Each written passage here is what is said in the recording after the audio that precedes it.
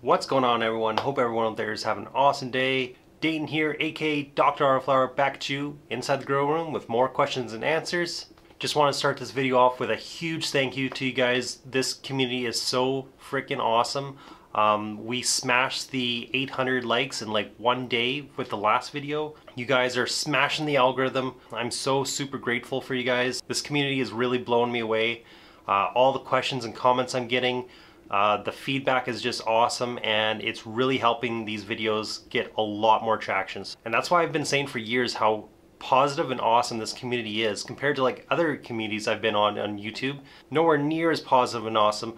That's why you guys rock. Thank you so much, and let's keep it up, guys. Let's try to make a goal for 1,000 likes on this video. I'd be super appreciative if you guys can smash that like button, leave a question, leave a comment, and it really helps. So let's get right into it, guys. Also, a couple of announcements before I get into it. As I let you guys know before, I am starting a new channel, a mushroom channel. It's called MushLoven, and on that channel I'll be getting into all kinds of mushroom information and just getting into my experiences, what I've learned over the years, and I kind of want to use it as like a center of knowledge, information, help, safety kind of information like that, and have it as like a podcast too. Bring on other like-minded people, and like I did with autoflowers on this channel, I want to do for mushrooms. So if that's something that interests you, I'll be putting a link down below in the description.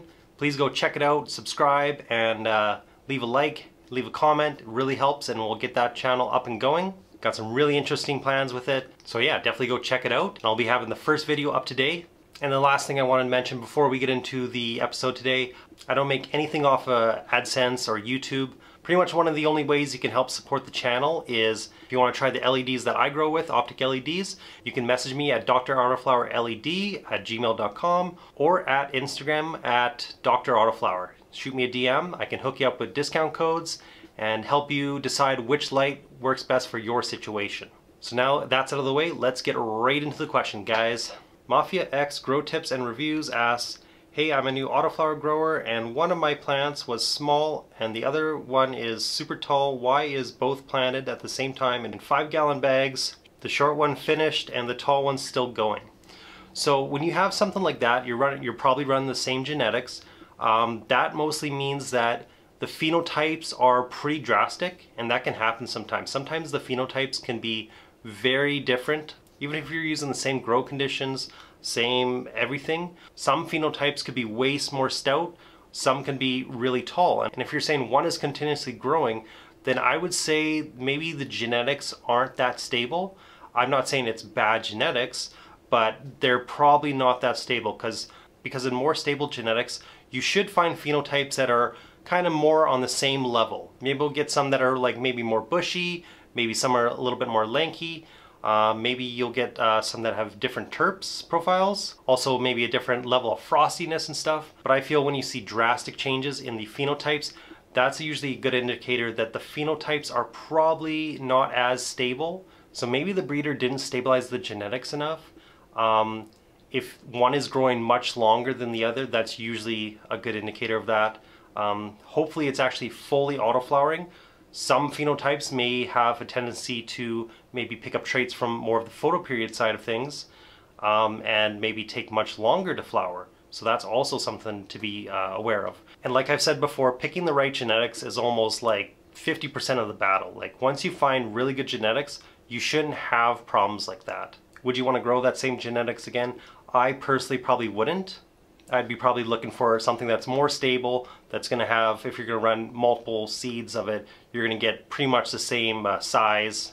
You would want the plants to be finishing around pretty much the same time. Normally that's what I find with my genetics. They're usually finishing all around the same time. Maybe some are a little taller than the others. What you could do if you had that kind of issue is maybe you could raise up the pots, or maybe during like the veg phase you would want to tie it down so it kind of matches the smaller plant. But for a situation where you're already in flower, I would probably raise up the smaller plant to match the taller plant. Mark Greenlee asks, do you let amber appear on your autos when you're harvesting or when all cloudy? I've got full cloudy and no ambers and still green fan leaves, and all at week 10 on Super Skunk and AK-47. So I personally like to see at least 10% amber. Usually that means they can go a little bit longer, and you're saying you pretty much have all green fan leaves still, so I would probably keep flushing maybe for another week, keep checking your trichomes. But it really depends on what you want. I kind of like my autoflowers a little bit more couch lock, because usually I use autoflowers for sleep or pain relief and stuff like that. So I kind of want more lethargic, more, you know, heavy kind of stony kind of buzz from it. Some people don't. Some people just want a nice all-around buzz. So if it was all cloudy for you, then you probably could harvest. It really depends on what you want in the end product. In the past, I like to do up to like 25% amber. Really seems to help get it like really couch locky style. So I kind of like that for my autos. Torrance Krebs says, if they are Hermy, it might be due to light leaks or light that is on your tents coming from your humidifier or fans. The lights from your switches will Hermy plants. I'm not sure about that if you're using good quality genetics for autoflowers. Personally, I've grown in like closets and stuff, or tents I've left wide open and didn't really care about any kind of light leaks or anything like that. Technically, autoflowers shouldn't really be affected by light leaks at all, because you can run that on 24 hours of light and you're still going to flower if you have good genetics. Now, if the genetics aren't as stable, then you could run into that issue, and especially if you're running photoperiods, then definitely you'd probably run into that issue. But like if you're using Mephisto genetics, which is really stable, they even say on their website you can use 24 hours of light and it'll flower and you should have no problem at all. Shay Canning says, think I heard you say you have and you use Advanced Nutrients brand. In your experience, what is the max pH water you have used for this mix? I use bottled mineral water. pH is listed at 7. Growing in Coco Core, pH perfect nutrients. I actually personally asked the company because I was kind of like wondering, because everyone has different pHs in their water. So how does the pH perfect work? And they told me that you want to get it to 7 pH. So what you're saying, if you're using that and you have 7 pH, you are 100% perfect. That is the pH you would want to have it at, or near. I personally try to get it as near as possible. For a while now, the way I've done it is I check my pH in my water and I use some TNB pH down to bring mine down, because mine can be up to like 9.2, something like that sometimes, really high pH. And I know exactly how much to give for dropping the water down to about 7. So I don't need to go through and check the pH every time. I just give it the same amount every time and then add my nutrients, and haven't really had a problem yet. So that's the way I do it, and sounds like you should be fine. Randy Latta says, when you say you keep your humidity as low as possible, what's the numbers? So really it depends on what time of the year and what part of the grow cycle I'm in.